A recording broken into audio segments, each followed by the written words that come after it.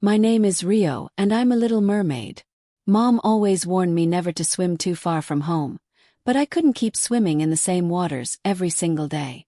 My elder sister could go wherever she wanted, but for some reason my case was always different. One day, when no one was watching, I whispered to myself, "Let me swim a little farther today and see what's beyond." So I swam and swam, past the coral reefs, past the seaweed forests, until I realized I was far away from home. When I turned back, everything looked strange. I couldn't find my way anymore. I cried for my mother, my sister, my friends. No one answered. Even when I sang our favorite song, no one sang along. Just then, I saw a human woman fetching water from the river. I quickly hid behind a leaf, but a wave carried me straight into the bowl she was using. Without realizing it, she poured me into her pot and carried it on her head. Terrified, I stayed quiet until she set it down. After a while, a little boy came over to play with the water. His mother scolded him, so he left, only to return moments later with a small bowl. He scooped some water from the pot, and I got carried along with it. When he saw me in his bowl, he screamed and dropped it. I hit the ground with a thump. Trembling, he leaned closer, picked me up carefully, and stared at me in shock. "Put me back in water, you fool," he yelled. He jumped back, startled. You talk," he stammered. "Yes, and you speak English," I replied, just as surprised. "Of course," he said with a nervous smile. "My name's Justice. What are you doing here?" "I lost my way," I explained sadly. "My mom told me never to swim too far, but I didn't listen. Please help me return home. My sister's wedding is in 2 days." Justice thought for a moment. "Children aren't allowed near the river," he said quietly. "The elders say mermaids kidnap people." "That's not true," protested. "We're harmless. Please believe me." He finally nodded. "Okay, I'll try.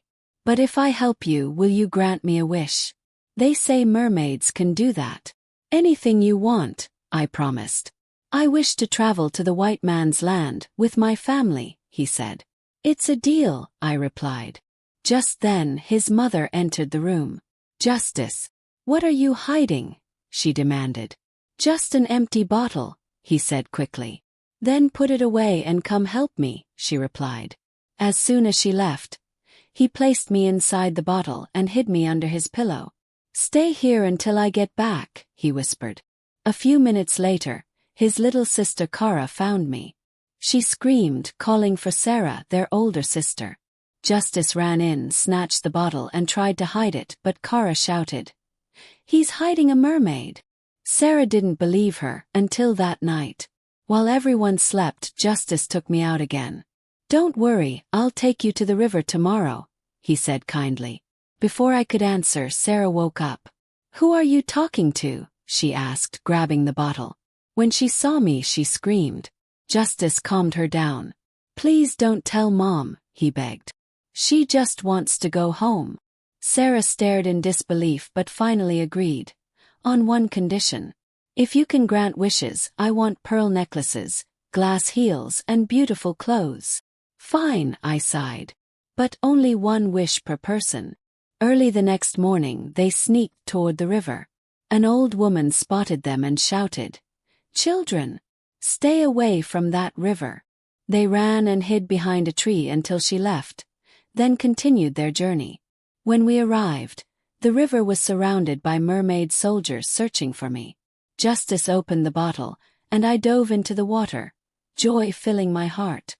But suddenly, the commander pointed his sword at the children. "Where did you take her?" he demanded. "They helped me," cried. But before I could explain, he poured a magic potion on Justice. Justice began to melt into water. "No," I screamed. "He's innocent." The soldiers ignored me and carried away the liquid that was once Justice. I returned home in tears. My family was overjoyed that I was safe, but I couldn't smile.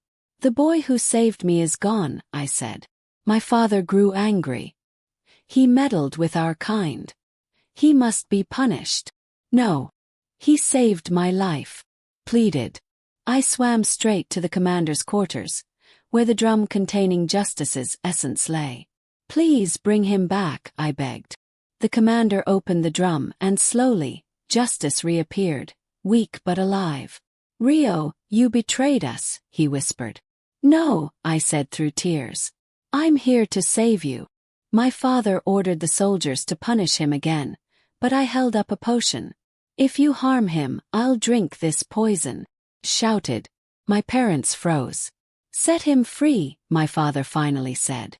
"I want him rewarded too," I added firmly. My father agreed.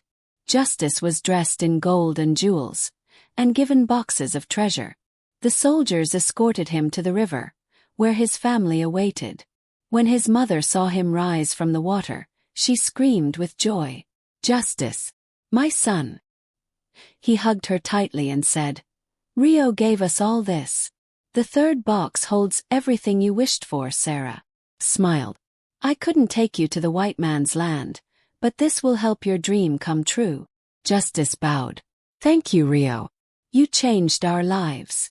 Years later, I heard someone calling my name by the river. When I surfaced, I saw a tall, handsome man. It was Justice. "Rio," he exclaimed with a bright smile. "Because of you, my family is living a good life. I came back to help others, just like you helped me." I smiled warmly. "I'm so proud of you, Justice." And that's how a little mermaid's act of kindness changed a boy's life forever.